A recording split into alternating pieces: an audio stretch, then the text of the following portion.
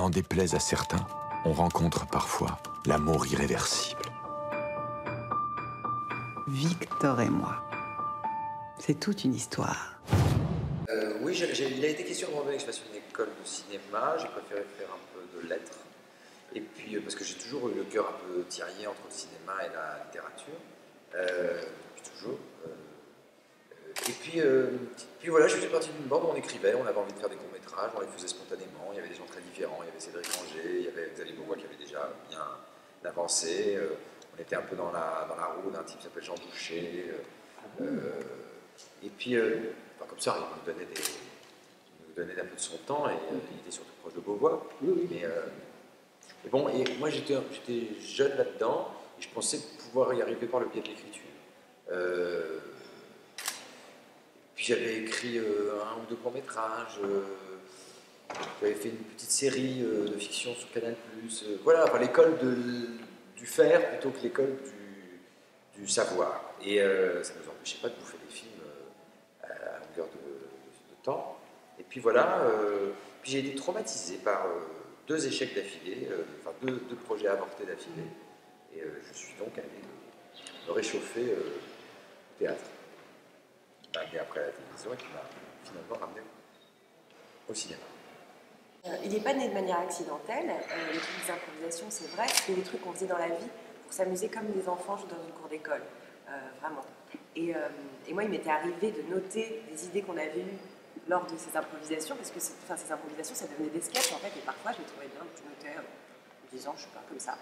Un jour de solitude et d'angoisse, j'ai parcouru toutes mes notes en me disant qu'est-ce que je vais faire de ma vie, et je tombe sur ces notes-là, et je réfléchis dans l'après-midi, et le soir, on dînait avec Nicolas, et je suis arrivée à dîner, et je lui ai dit, j'ai regardé mes notes et toutes ces impros, je pense qu'on devrait en faire un film à sketch. Et là, je ne sais pas comment ça s'est fait, c'est pas accidentel, mais c'est en parlant, mais c'est vrai que ça nous est un peu tombé du ciel, c'est-à-dire que très vite, on est sorti de l'idée du film à sketch. On a tracé des lignes entre ces impros qui nous ont amenés à cette histoire, même si, et puis à l'arrivée, la plupart des impros, en fait, on les a oubliés et laissés sur le bord de la route, mais ce fut un point de départ, et c'était aussi une façon, je pense, pour nous de réaliser à quel point on prenait plaisir à travailler ensemble, à quel point on se répondait, à quel point on avait la même vision des choses artistiquement. J'aimerais ajouter juste un truc à ce que vient de dire, parce que j'ai réfléchi depuis, en fait, et en fait, ces impros qui ont l'air d'être de trucs comme ça, dont on parle parfois comme ça, comme l'origine du film, n'étaient pas si... je pense qu'elles étaient gorgées aussi de gravité et de sens. J'y repensais, on en a jamais d'ailleurs parlé tous les deux. Mais quand ils pensent, c'était des trucs qui étaient quand même déjà assez, assez chargés de... c'était de l'humour, mais avec des choses très lourdes. Voilà, donc comment dire, c'était pas si superficiel comme matériau. Il y avait déjà, je veux dire, en germe, des thématiques puissantes qu'on a gardées, qui sont par exemple la déception paternelle et maternelle, la projection narcissique sur les enfants, la peur de la mémoire qui fout le camp, tout ce que ça implique à la fin d'une existence, la cruauté qu'il y a là-dedans, et l'humour aussi qu'il y a là-dedans. Bref. C'est vrai qu'on aime bien. On aime bien aborder des personnages difficiles. Par exemple, en ce moment, on est à fond sur Faites entrer l'accusé. Et le jour, on s'est mis à délirer en faisant une impro, et où Nicolas était un tueur en série. Et on aime bien s'amuser avec ce genre de personnages, les défendre. Nos personnages sont loin d'être des tueurs en série. Non, mais ce qu'il peut y avoir ce qu'il peut y avoir de drôle et même parfois de séduisant dans la monstruosité des événements et des choses. Ce qui est la grande victoire, pour l'instant, le film n'est pas sorti, mais notre grande victoire, c'est que cette histoire d'écrivain, tout ça, a totalement excédé le microcosme parisien, littéraire.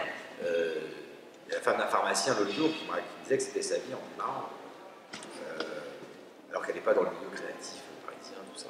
Ça, c'est une grande victoire pour nous, d'avoir l'impression que ceux qui voient le film, en tout cas, ils s'y retrouvent. Ils se retrouvent dans les époques, soit dans les séparations, soit dans les rencontres, soit dans la jalousie de l'un, puis de l'autre, soit dans cette espèce de fluctuation entre dominant-dominé, dans ce jeu qui se fait entre tout au long de l'existence. Et je pense qu'on ne peut pas être dans... Enfin, après, peut-être certains diront que c'est un éco-trip, pourquoi, j'en sais rien, mais... Enfin, nous, notre objectif, c'était vraiment de faire un objet qu'on trouvait bon. Donc à partir de là, il n'y a pas de truc d'éco-trip ou quoi. Mais... J'ajoute qu'il y a une très grande et très nette différence entre les fictions que j'ai pu écrire, que ce soit mes pièces de théâtre et mes livres, et mes apparitions télévisuelles. Voilà, ce préjugé que je respecte, que je comprends, est essentiellement lié à mes apparitions télé. Quand on nous promenade de santé, ou Eva, ou le voyage de Victor, ou la tête d'ailleurs, c'est déjà des portraits de femmes, c'est déjà des histoires qui n'ont rien à voir avec moi. Et que je revendique volontiers. Mais Doria a raison de dire que ça n'était pas... on n'était pas hanté par des références précises. Un peu plus au moment de la prépa du tournage, hein, là où il s'agit de prédécouper le film, puisque comme je vous le dis, j'en retire aucune fierté, le film a été prédécoupé avant d'être réalisé. Je pense qu'on a écrit sincèrement, et comme disait Doria l'autre jour, il y a des références qui sont assimilées de façon inconsciente, et à un moment donné on les porte en soi, et voilà. On nous parle beaucoup en ce moment par exemple de Nous sommes tant aimés, qui est un film que je n'avais pas vu depuis très longtemps, Doria non plus, et Moi, j'ai jamais vu. ah, tu l'as jamais vu?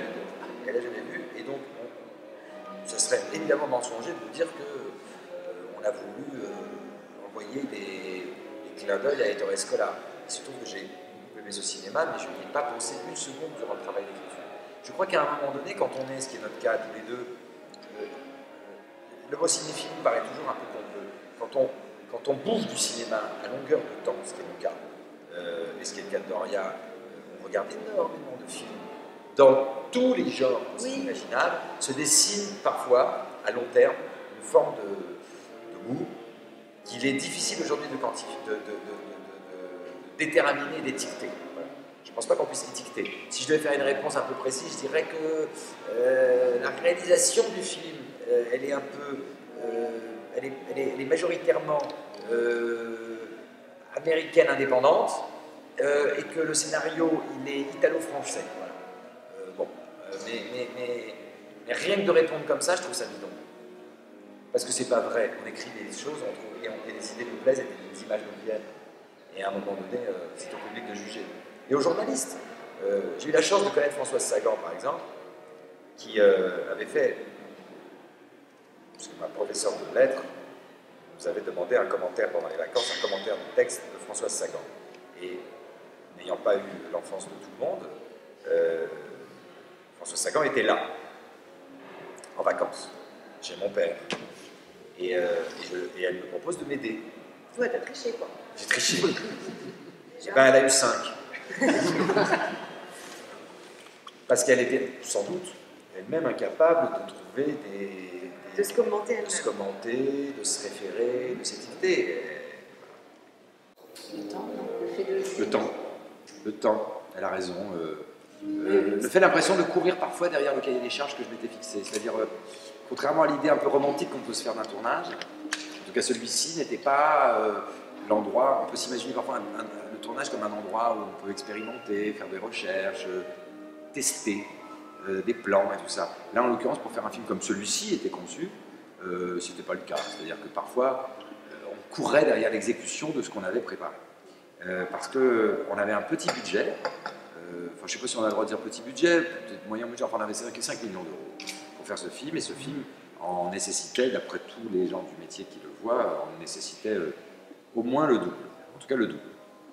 Et donc, pour arriver à rentrer tous ces plans, ces mouvements que vous avez vus, notamment, parce qu'on aime ça, Doria et moi, ben voilà, on ne peut pas décider à un moment donné de poser des rails pour aller faire un nolling vers vous, et puis d'un coup se dire en fait non, ça ne fonctionne pas, on va le faire en transversal. C'est déjà foutu parce qu'il y en a rendez-vous dans 2 heures pour la scène qui suit. Donc le temps, elle a tout à fait raison, a été la plus grande difficulté pour moi. Ça a rogné sur mon plaisir, beaucoup parce que on avait moins le droit de se planter. Ça a d'ailleurs créé une tension parfois, y compris dans mon rapport aux acteurs. La moindre prise un peu insatisfaisante, ou du moins ressentie comme telle sur le plateau, devient flippante. Pourquoi tu pleures? C'est bien. Si j'étais une femme, c'est exactement comme ça que je m'habillerais pour aller retrouver quelqu'un. Moi, si j'étais un homme, c'est exactement comme ça que j'agirais pour que ma femme se tire. J'ai tout ce dont je rêvais.